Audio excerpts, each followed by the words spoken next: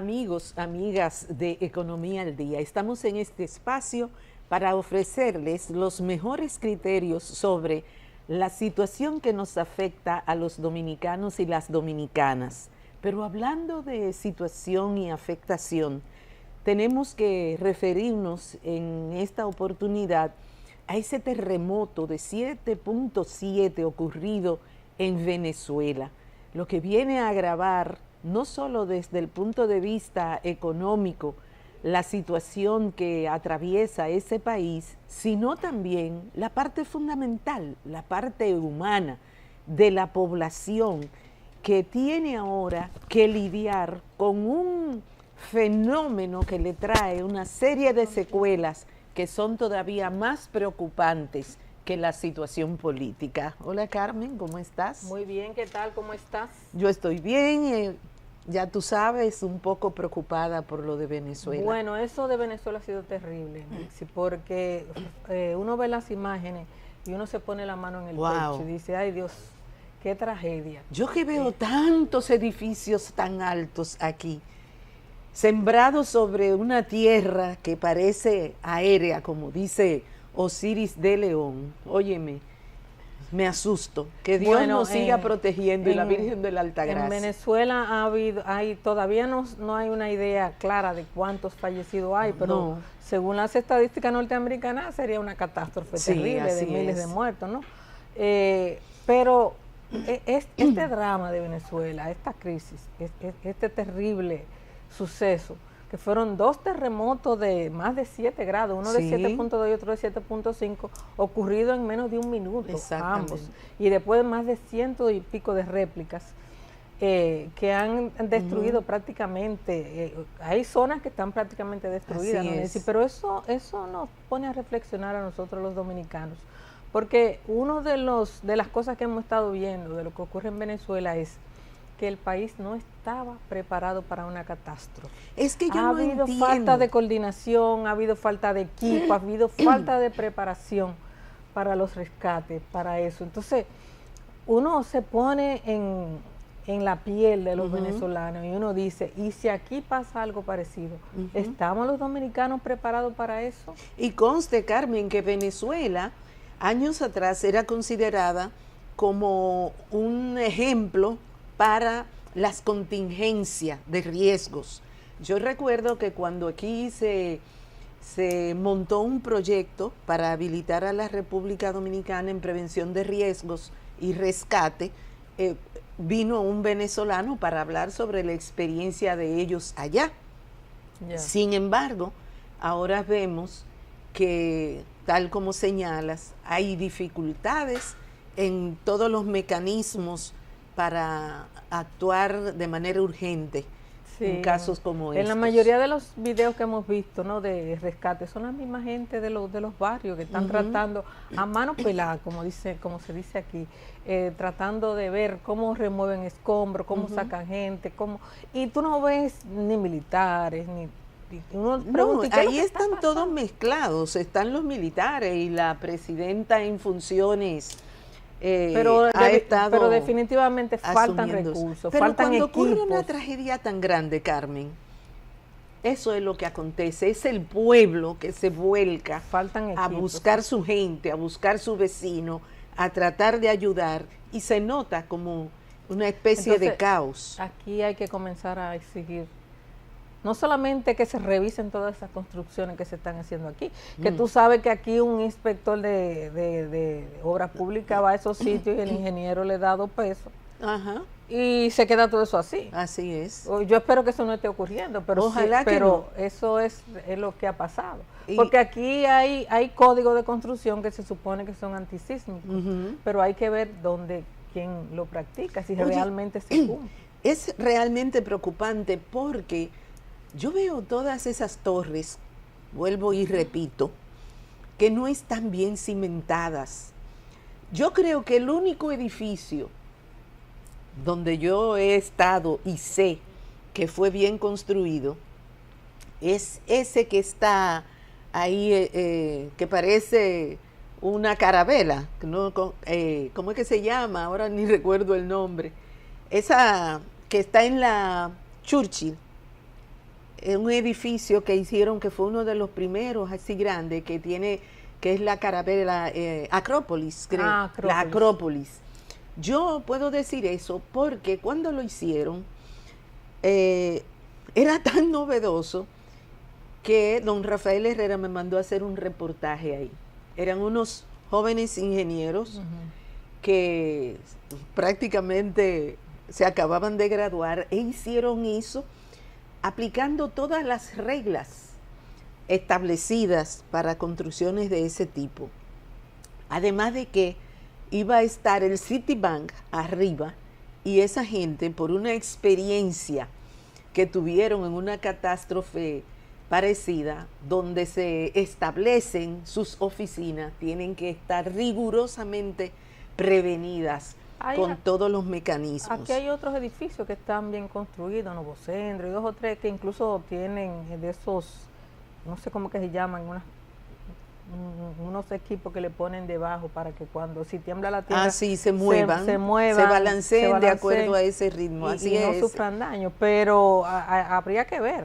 El problema son las dos de vivienda, y es sobre todo lo que, como en el que vivo yo, que tienen ya varios años y que están construidos sobre pilotes, pero vamos a ver qué pasa, Nessie, pero seguirle rogando a Dios y a la Virgen de la Altagracia y esperando que la tragedia humana no sea tan grande en Venezuela como nos estamos sospechando. Ojalá. Que va a ser, pero Cándida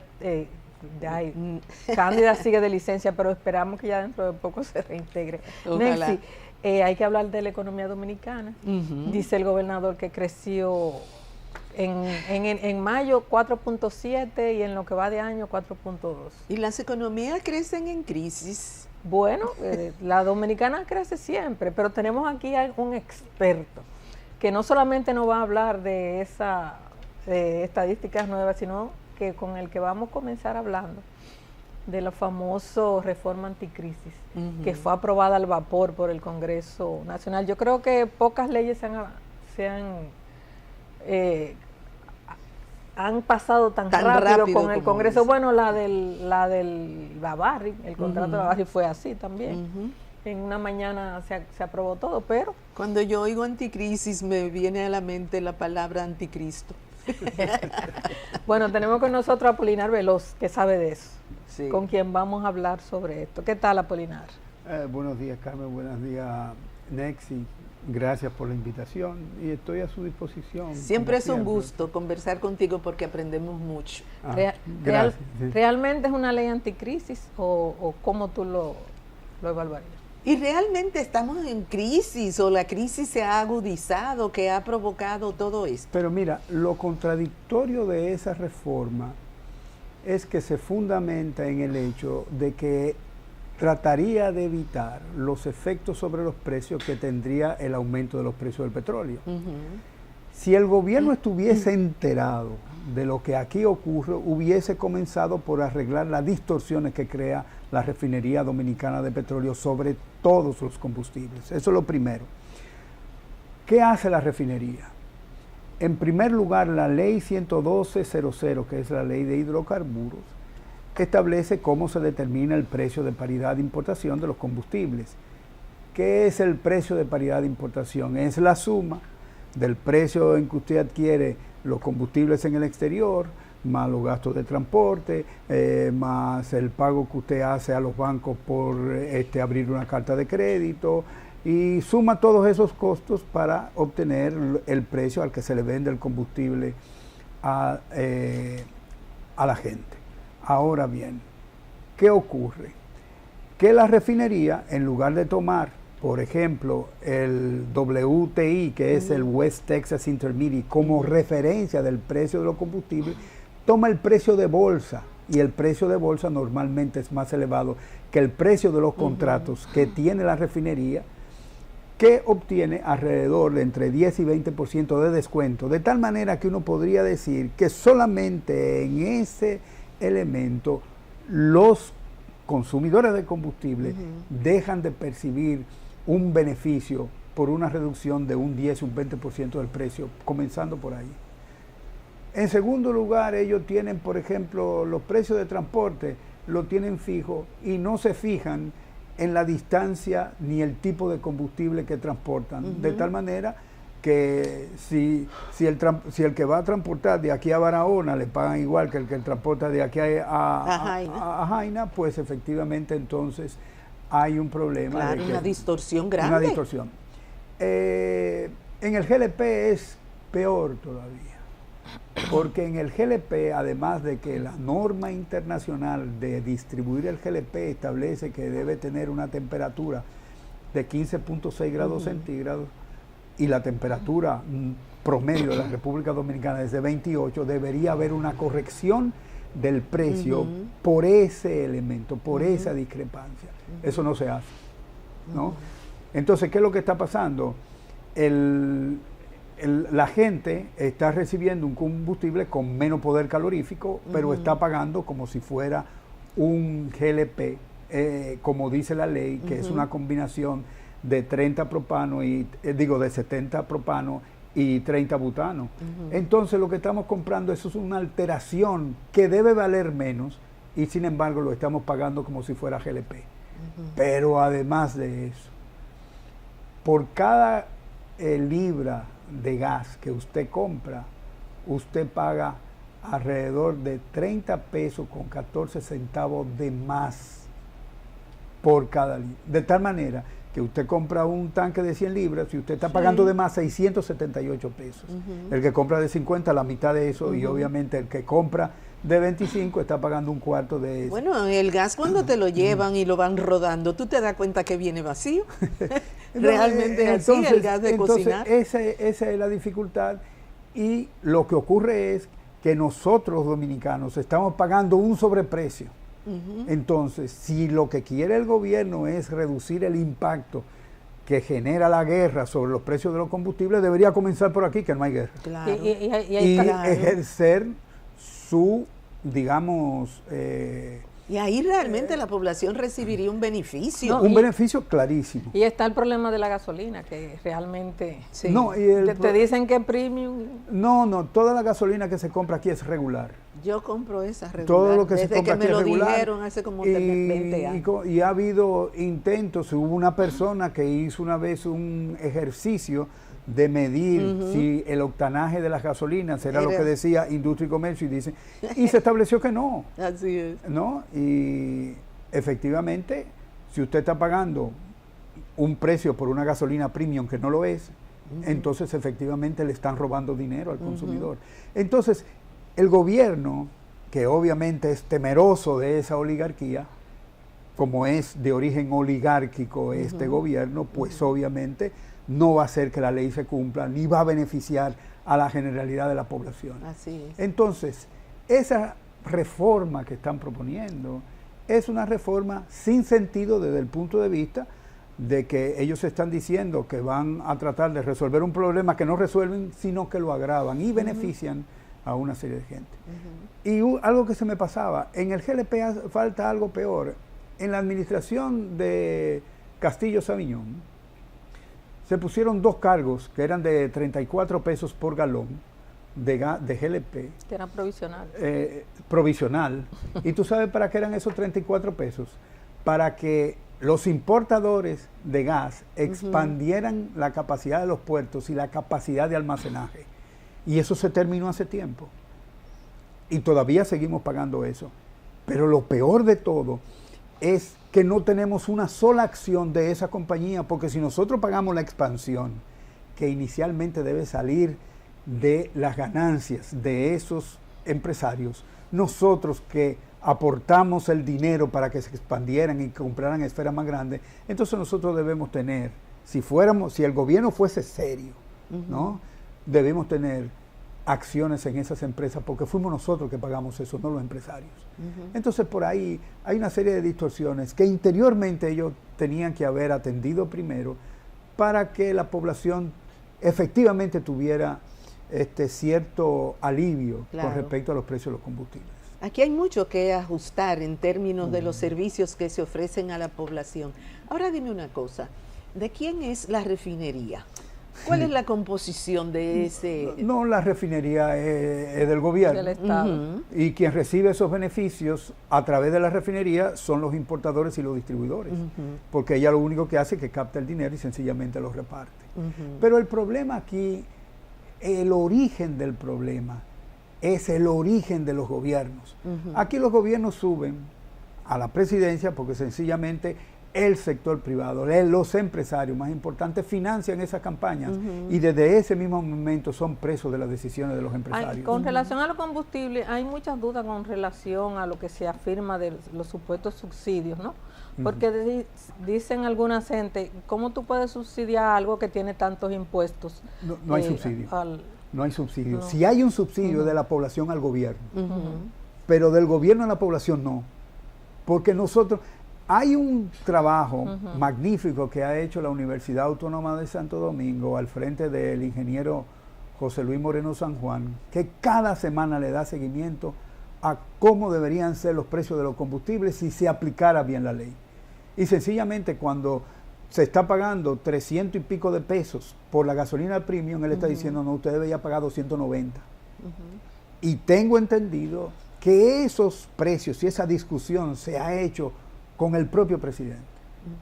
Pero el presidente, yo pienso que a pesar de que tenga esa información, que es una información bien calculada, con rigurosidad técnica, no va a aplicar nada porque tiene la limitación de que esos son sus compadres de campaña.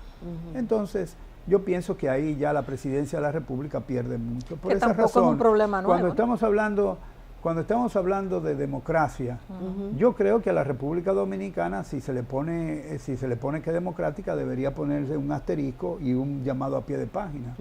Es, por ejemplo, una democracia donde el Congreso no funciona para los riferos.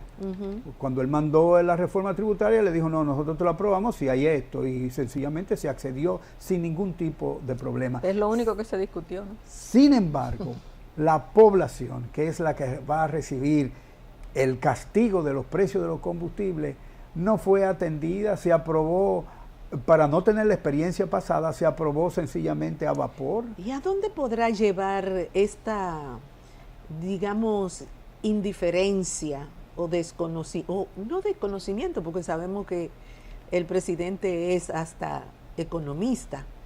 Esta situación de indefensión de la defensa de los bienes del Estado. Nexi, es que si fuese un sistema democrático, justamente el Congreso es un celador de la justicia y de los alcances de las políticas públicas. Pero ese Congreso no tiene ningún sentido. Ese Congreso está representado por los intereses fundamentales de los empresarios. Eso es lo que representan. El resto de la población no cuenta. Entonces la democracia, cuando me dicen que la República es democrática, yo tengo que sencillamente reírme y comenzar a ver que las principales instituciones de este país no funcionan para garantizar la democracia. Lo contrario, es un gobierno autocrático y sencillamente lo que prevalece son los intereses y los derechos de un grupito de la población que son los que ahora mismo están, digamos, respaldando los candidatos políticos del propio partido de gobierno. Bueno, el ministro de Hacienda, el señor Magín Díaz, señalaba, ¿no?, que esta reforma tiene un sesgo progresivo que afecta solamente a los que más tienen. Yo quiero que tú me analices esto, pero después de la pausa, porque ahora debemos hacer una pausa. Y volvemos.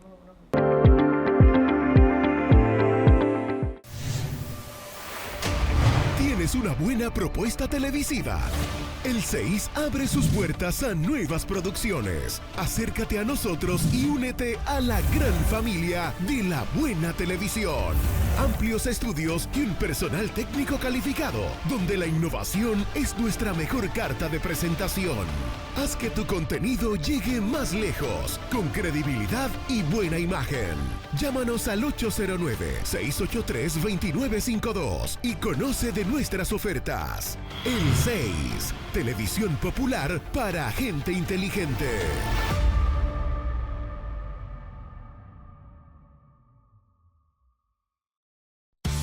Sigue nuestra programación en vivo a través de nuestra página web el6.do, en YouTube como El 6RD y en todas las redes sociales, Instagram, Facebook y TikTok. El 6, buena televisión en un 2x3.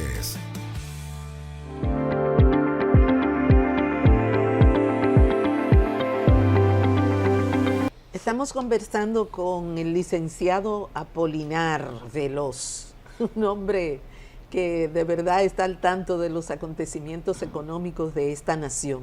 Y Carmen te había dejado en el aire una pregunta, así es que... Progresivo, bueno. Sí. Ellos quitaron el anticipo A a alguna las gente. empresas. Sí, no, Yo yo diría que es justificable Sí. el hecho por digamos, el problema de la entrada y salida de recursos de las empresas pequeñas, que ellas tuvieran ese respiro. Pero acordémonos. Aumentaron, perdón, la exención del pago de impuestos sobre la renta a los salarios, ¿no? Sí, Hasta pero 39.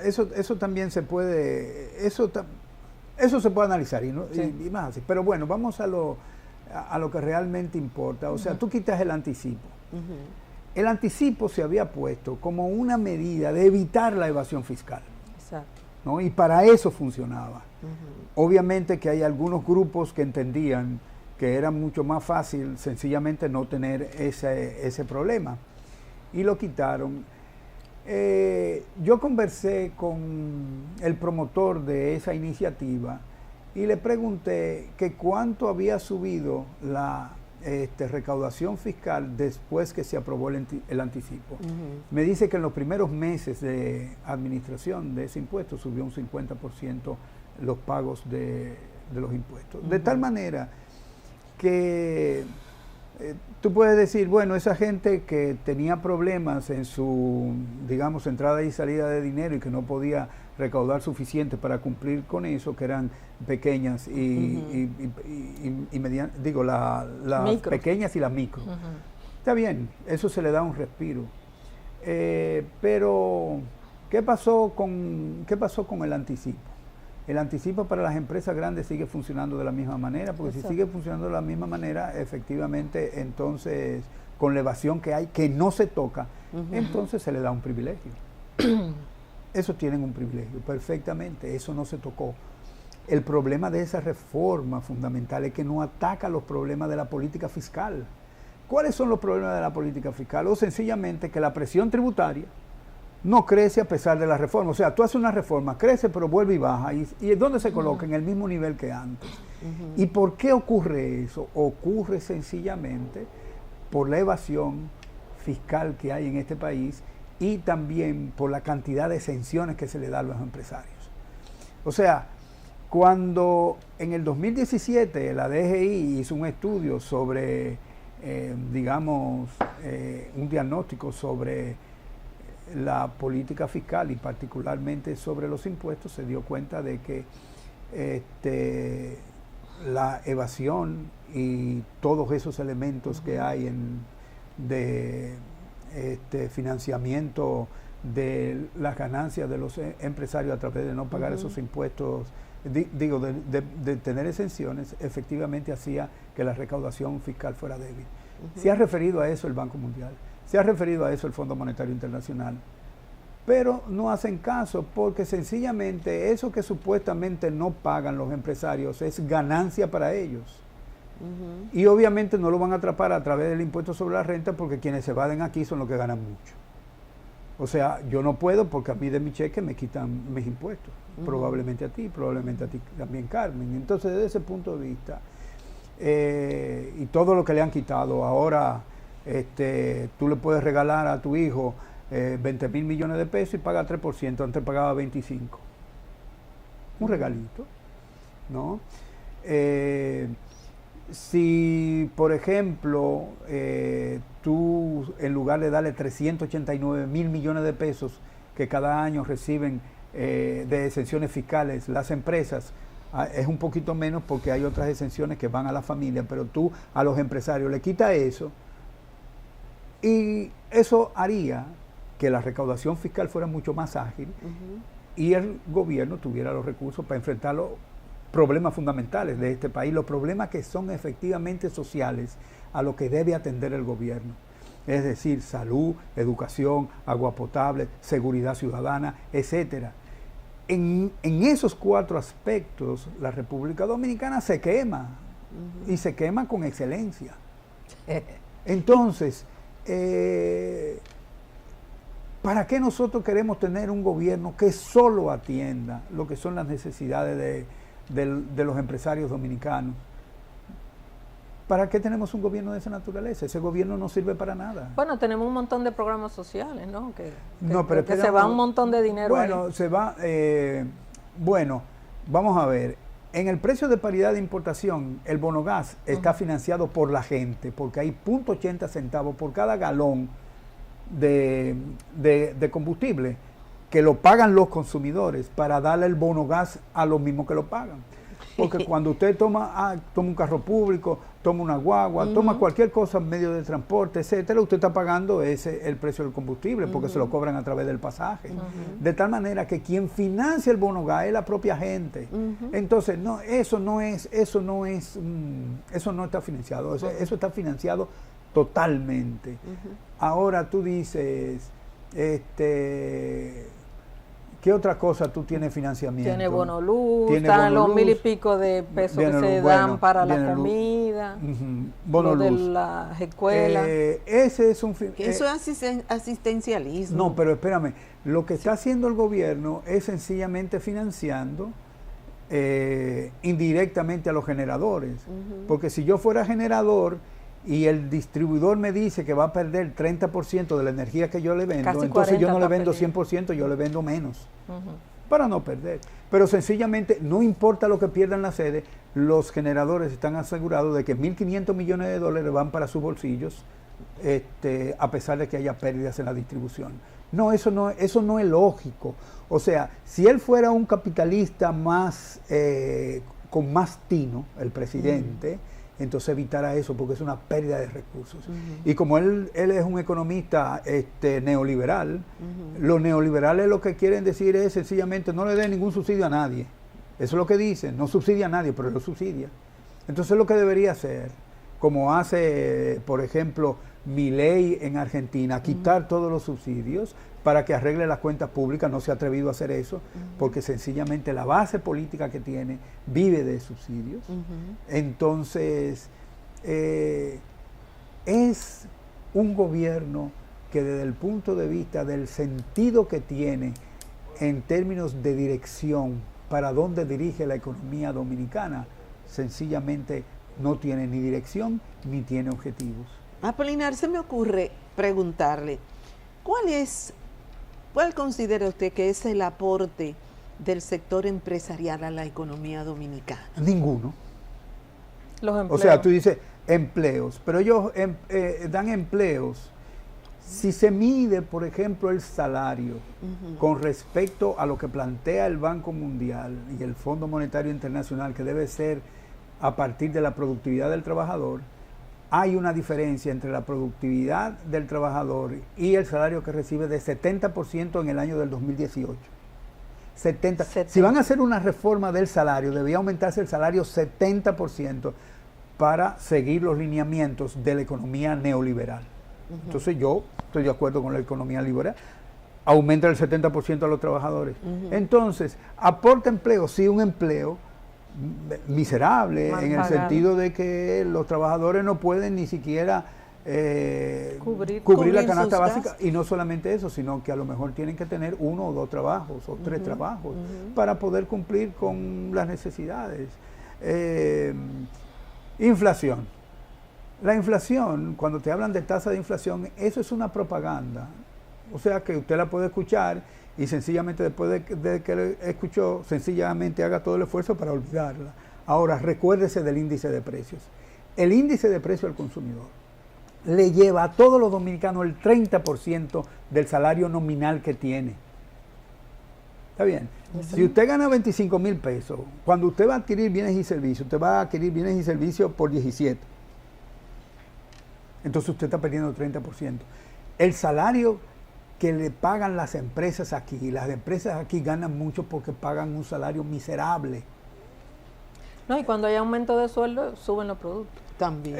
Y no debería ser, porque si la productividad del trabajador es mucho más alta que el salario que le pagan, entonces el hecho de que suban un poquito los precios, tú no tienes que ajustar tu beneficio, porque ellos suben el precio para mantener el beneficio que tenían antes. Y eso lo hacen sencillamente las empresas que no tienen ningún tipo de competencias. O sea, aquí no hay competencia de las empresas, aquí lo que hay son, en cada sector, es un monopolio o es un oligopolio. Sí. Y además financian las elecciones, de tal manera que le dicen al presidente, estése quieto allá en el palacio y no se meta con nosotros y nosotros no nos metemos con ustedes. Y a todos los partidos. Porque ustedes saben que en el 63, cuando Bosch quiso poner orden, sencillamente el Consejo Nacional de Hombres de Empresas, conjuntamente con otros actores, entre ellos la Iglesia, le dio un golpe de Estado. Sí. Entonces, todos los políticos le tienen miedo al sector empresarial que es capaz de armar un golpe de Estado en este país. Sí, tenemos que hacer una pausa, pero a la vuelta vamos a hablar sobre el crecimiento económico. Y además hay un punto que me falta de lo de la reforma. Si realmente era necesaria la reforma y si, porque se aprobó justo cuando estaba comenzando a bajar el precio del petróleo. Entonces, como el pretexto era el petróleo, además de que toca pero ellos la pudieron haber conseguido eso, Carmen, sencillamente resolviendo las las distorsiones que genera la refinería dominicana de petróleo. Pero hablamos de y eso. Además, ¿qué impacto van a tener esas medidas realmente en la economía? Sí, vamos a hablar de eso después de la pausa.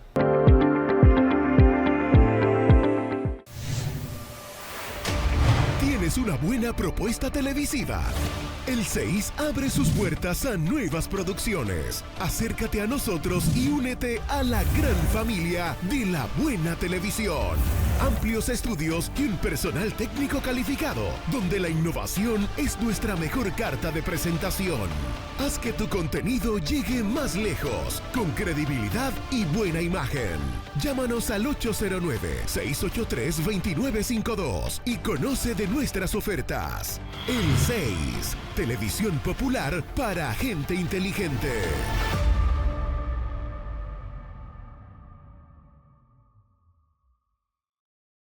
Sigue nuestra programación en vivo a través de nuestra página web el6.do, en YouTube como el6RD y en todas las redes sociales, Instagram, Facebook y TikTok. El 6, buena televisión en un 2x3.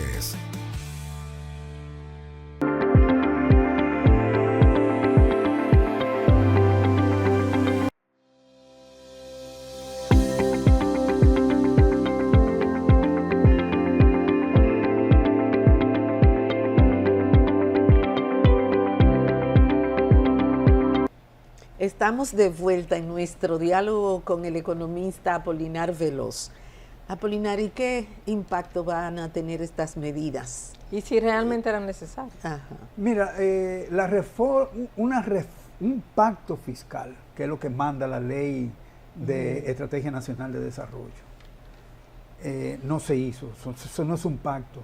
El ministro de Hacienda, que fue puesto ahí por los empresarios, se reunió con estos empresarios para acordar que ellos querían. Y él efectivamente, y este gobierno, complació a los empresarios. O sea, eso está clarísimo y usted lo puede ver en cada uno de los elementos que forman parte del dispositivo del proyecto de ley que se envió al Congreso. Ahí los beneficiarios fundamentales son los empresarios. Uno. En segundo lugar, ese proyecto carece de la estimación del rendimiento de cada una de las figuras impositivas que se modificó. Todas las reformas anteriores tenían una estimación de cuánto se iba a recaudar. Aquí no lo dice. Sencillamente usted no sabe cuál será el rendimiento. Y eso evidentemente que tiene el objetivo de tapar a quien va a perjudicar más. Y quien va a salir perjudicado doblemente es la población, porque sencillamente las distorsiones de la refinería de petróleo sobre todos los precios de los combustibles no se va a corregir porque el presidente no mira para ese lado, y sencillamente los precios de los combustibles cuando aumentan en el exterior van a aumentar aquí porque sencillamente hay una relación directa que ellos no quisieron ponerle freno en esta reforma, sino que sencillamente la gente lo pague. Quien está pagando la reforma es la mayoría de la gente. Y los empresarios, es decir, recibieron un par de ¿cómo se llama?, de regalitos muy importantes, como por ejemplo el de las transferencias sucesorales, fundamentalmente las donaciones. Bajarle de 25 a 3 ya eso es demasiado. De tal manera que los hijos deben sentirse muy felices porque además de pagar 3% van a sacar ese dinero a los paraísos fiscales donde todos ellos tienen su dinero. Porque el Estado dominicano, después que Trujillo prácticamente abusó de la mayoría de lo que era la burguesía de ese momento, ahora ellos entienden que los abusadores deben ser ellos del Estado dominicano. Y aquí no hay ningún empresario que hoy pueda decir que es un empresario que no depende del gobierno. Hay gente que, por ejemplo, le sirve varillas a las construcciones de ¿cómo se llama?, del gobierno. Le manda 3 quintales y le factura 5. Y el gobierno paga porque el gobierno no tiene ojos para ver. No. Entonces, desde ese punto de vista, y después hay otros muchísimos elementos que usted puede ver, por ejemplo, la factura eléctrica. En la factura eléctrica, usted revisa la factura eléctrica y efectivamente usted tiene que hacer un ajuste importante, porque el gobierno no hace un ajuste importante si quiere evitar que la familia dominicana no sufra por variaciones de precios de combustibles internacionalmente. Las grandes industrias de agua no pagan por ese vital líquido. No, ni tampoco Barrick. Dios mío. Ni tampoco Barrick. Es terrible. Ni tampoco por los daños que crea a todo el agua de todo en el Cibao. Eso es una cosa grave que la gente no... Y Nexi, ese fue uno de los contratos que se aprobó sin leer en el gobierno de Leonel Fernández. Sí, al vapor se aprobó. Se aprobó. Entonces, como tú ves, desde el punto de vista institucional, la democracia no funciona porque ese Congreso no funciona. La presidencia de la República, mucho menos, porque el presidente de la República depende y responde fundamentalmente a las necesidades de ganancia de los empresarios dominicanos. Sin importar el presidente. Sin importar el presidente. Tal vez, y hay que decirlo, hay dos presidentes que tal vez no fue así, que es el presidente Bush, que por eso se la ingeniaron para darle el golpe de Estado, y sencillamente Balaguer con que había que negociar con mucho cuidado. Sí. No era que no le diera, era que no podían coger demasiado. Exacto. Entonces, por lo menos hacía el papel de lo que debe hacer un presidente en países dependientes como tratar de dar lo menor que puede sin perjudicar a su gente. Lo que pasa es que una de las reformas más importantes que tiene que hacer este país es una reforma electoral y evitar de que sean los empresarios los que financien los partidos políticos. Y lo que decidan a quién se va a poner, después, junto con los norteamericanos. Para eso se necesita otra cosa, Nexi, porque yo no creo... Ahora, este gobierno se ha virado de manera muy tierna frente a Estados Unidos, porque tenemos un canciller no solamente educado en Estados Unidos, sino yo creo que hasta doble nacionalidad. Sino que es tierno con ¿cómo se llama?, la embajadora de los Estados Unidos y todo lo que diga Estados Unidos, de tal manera, él vivió mucho allá. De tal manera que no es un representante de los intereses dominicanos, es un representante de los intereses de Estados Unidos que tiene un puesto en la Cancillería Dominicana. Eso te dice la debilidad que tiene este gobierno de reclamar cualquier cosa. Yo lo conocí en Washington. Yo también. Bueno, hablemos de crecimiento. No, pero antes de hablar de crecimiento, me llegó a la mente una cosa que está pasando en África. Varios países de África han dicho que no les interesa la democracia de Occidente, porque la democracia de Occidente ha acabado con ellos. Sí. Están tratando de estructurar una nueva forma. Tú estás hablando de Traoré. De Traoré, estoy fascinada. Sí, me parece que sí, que una respuesta de esos países, de tener la organización institucional que corresponde a los intereses de ellos. Efectivamente lo que manda. Él lo mandaría aquí también. Claro, por eso es que la asocio. Pero aquí es imposible porque todos los candidatos lo que quieren es llegar a la presidencia. Y si usted no tiene la bendición de la embajada, pues efectivamente usted probablemente sea un candidato que no pase. Sí. Además, si pasara, entonces tendría que tener la reprimenda del sector privado, que se inmiscuye en política como nadie, y tiene y financia todo lo que sea importante para ellos. Vamos a hablar ahora de crecimiento. Sí, dice el gobernador que creció en mayo 4.7 y en lo que va de año 4.2. Yo no le hago caso al basado crecimiento. Básicamente en construcción y minería. No, mira, vamos a ver. Primero, el gobernador del Banco Central lo que hace es que informa del crecimiento económico. ¿Qué significa que informa? Que no explica.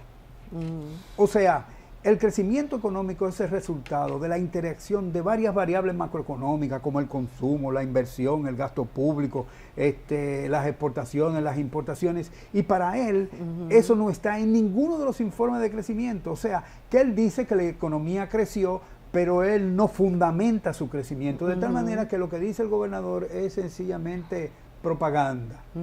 Ahora, si yo voy a la propia publicación del Banco Central del crecimiento económico, me doy cuenta de que hay contradicciones que son insalvables. Que contrariamente a afirmar que hay un crecimiento económico, se pone en duda. Porque, primero, cuando tú tienes un país que consume mucho, tú tienes un ahorro muy bajito. Y el ahorro se usa para financiar la inversión, que es uno de los pilares del crecimiento económico. Entonces, ¿qué ocurre? Aquí la inversión se reduce en 3% y la economía crece. Pero aquí el consumo es de 87% del producto. Hay insuficiencia de ahorro para financiar la inversión. La inversión se tiene que financiar del extranjero. Y el ahorro de la seguridad social. El ahorro de la seguridad social es para que los empresarios hagan negocios barato. O sea, en lugar de ellos financiarse con los bancos de ellos, que son bancos que tienen una tasa de interés cara, ellos cogen el dinero de los trabajadores, 3 meses lo traspasan. de los trabajadores, que cuando lo devuelvan vamos a ver si eso le da a los trabajadores para poder vivir con la tasa de reemplazo que tienen, que es alrededor del 24% del último salario. Si ellos no viven con el 100%, con 24, imagínense. Entonces, eso es lo que han hecho con la seguridad social. Seguridad social y lo de salud es sencillamente... Mira ahora el problema que hay con los medicamentos de alto costo. Los medicamentos de alto costo deberían ser ofrecidos por las administradoras de riesgos de salud, de acuerdo a las ganancias que tienen, añadiendo nuevos medicamentos de ese tipo, porque eso sería una forma de ser justo. Pero yo estoy de acuerdo, Nexi. El problema es que el objetivo de la gente que está dirigiendo eso es sencillamente preservar la ganancia de los empresarios dominicanos. Nosotros debemos darnos cuenta de que la democracia es la participación de todo un país en los procesos institucionales y en las decisiones de políticas. Y en las decisiones de políticas la sociedad está ausente y solamente están presentes los empresarios. Así es. Pero tenemos que hacer una pausa. Así que volvemos en unos minutos.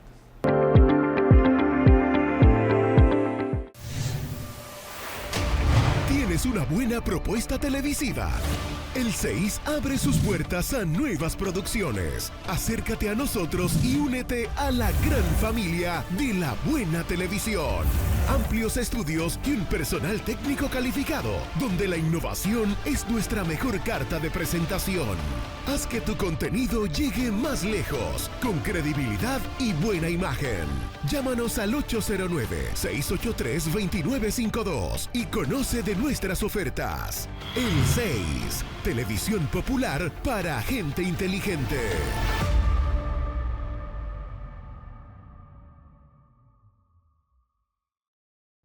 Sigue nuestra programación en vivo a través de nuestra página web el6.do, en YouTube como el6RD y en todas las redes sociales, Instagram, Facebook y TikTok. El 6, buena televisión en un 2x3.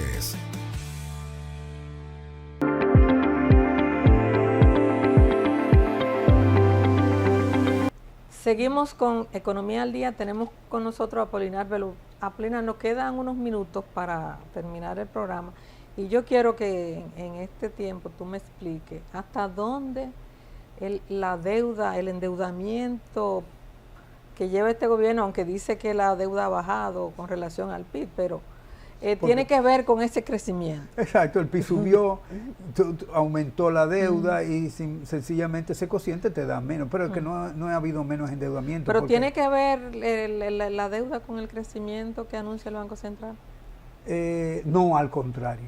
Si el año, si se prevé que se va a pagar más de 300 mil millones de pesos de servicio de la deuda, eso significa que el gasto público tú tienes que descontarle esos 300 mil millones, porque eso no se van a gastar aquí, eso va para afuera. Pero además coger prestado para tener guardado, ¿no? No, pero el asunto es que tú deprimes la demanda cuando tú pagas esa deuda, porque tú lo que estás haciendo es que parte del gasto público no se haga en el país.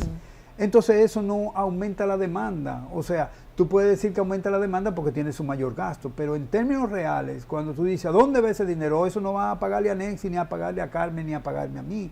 Eso va a pagarle a unos bonistas que están en el extranjero, muy quitados de bullas, ¿no? Disfrutando de los intereses que nosotros le pagamos con el sudor nuestro. Entonces, ese es el problema. Si tú tienes que financiar el gasto público cada año con deuda, como ha estado ocurriendo en los últimos años, evidentemente tú lo que estás haciendo es castigando a la población porque el año siguiente va a tener que pagar de sus bolsillos más impuestos para pagar la deuda. Comprometiendo el futuro. Comprometiendo el futuro. Y no solamente el futuro, digamos, desde el punto de vista del bienestar. Es el futuro desde el punto de vista institucional. Y bregar porque la República Dominicana sea institucionalmente un país que funcione y que a cada actor de la República Dominicana, empresarios, sociedad civil, iglesia, etcétera, todos los sectores, digamos, permitan que esas instituciones funcionen de manera conjunta y que la decisión no sea de un solo actor. O sea, Magín Díaz, ¿con quién se reunió? Con los empresarios, ya no se reunió con más nadie. No escuchó a la plebe. No, porque nosotros no, para él, claro, evidentemente que él le debe mucho a los empresarios que lo pusieron ahí, claro. Él le debe mucho y yo entiendo que él debe ser un individuo solidario con quienes lo pusieron en esa posición, pero por encima de eso, él es el ministro de Hacienda de un país. Entonces, el resto de la población cuenta. Y para este gobierno, que es un gobierno supuestamente democrático, no contó. Y el presidente le dio un respaldo total. De tal manera que el presidente piensa de la misma manera que piensa su ministro. Con relación a la deuda hay otro punto, ¿no? Y es que dicen la deuda en sí, endeudarse no es malo dependiendo de para qué tú utilices esos recursos. Entonces me gustaría saber hasta dónde yo tenía esa pregunta aquí. El uso de los recursos se está usando de la manera. ¿Para qué se usan los recursos de la República Dominicana? Para construir y para darle beneficio a las empresas constructoras del sector privado, ¿no? Para hacer transferencias. Pero se está usando de manera que devuelva ese dinero. No, pero claro que no. Claro. Construcción de una carretera. ¿Y en qué nivel está? O sea, bueno, si es una carretera, un sector productivo, está bien. ¿En qué nivel está la deuda? La deuda debe estar alrededor de 77 mil millones de dólares. Con los últimos que hay, probablemente esté llegando a los 79, 80 mil millones de dólares.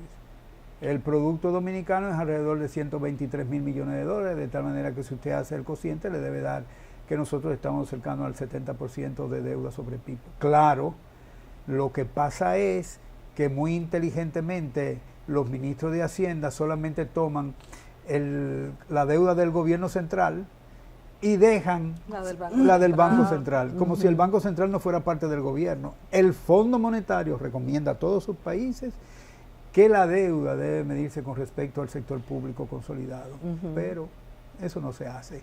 Y evidentemente no es que no lo sepan, es que no se hacen para hacer propaganda política. Nosotros necesitamos gobiernos y presidentes y ministros que le digan la verdad a la gente y que no estén protegiendo una verdad media de crecimiento económico y de inflación, que simplemente son propaganda.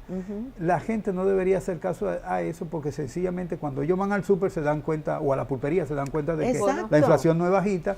Y por el otro lado, de la estabilidad macroeconómica, cuando tú te das cuenta, tú desmontas lo que es la estabilidad macroeconómica, eso es sencillamente un embuste bien dicho. Bueno, el tiempo se acabó. Sí, hemos escuchado las verdades monda y lironda. Hay algunos sectores como la zona franca que bajaron, que es interesante hablar sobre eso, pero el tiempo se acabó. Sí. Hace tiempo que no están peinando allá. Gracias al licenciado Apolinar Veloz por conceder esta entrevista a Economía al Día. Nos vemos la próxima semana. Gracias. Gracias, Apolinar.